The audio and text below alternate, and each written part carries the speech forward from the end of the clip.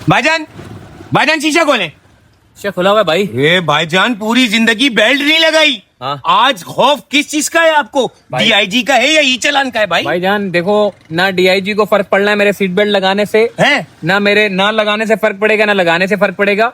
आप यकीन मानो, ये जो मैं लगा रहा हूँ अपनी सेफ्टी के लिए लगा रहा हूँ। और हाँ, अगर मैंने ये नहीं लगाया तो जुर्माने के तौर पे मुझे 10,000 रुपए का चालान मिलेगा।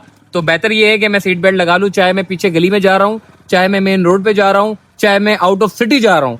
मुझे सीट बेल्ट लगाना जरूरी हो गया और ये मेरे मकसद के लिए। और मैं लोगों से भी यही कहूंगा कि भाई, जो गाड़ी चलाने वाले लोग हैं वो सीट बेल्ट लगाए, और जो बाइक चलाने वाले लोग हैं वो हेलमेट पहने। भाईजान, आप तो गली में ही ट्रेवल कर रहे हो और सामने जाओगे फिर सीट बेल्ट का मामला है यार कैमरे भी नहीं है। मैं तुम्हें बताऊं, अगर मैं यहाँ से अगर सामने खंबे तक भी जाऊंगा ना तो भी सीट बेल्ट लगाऊंगा।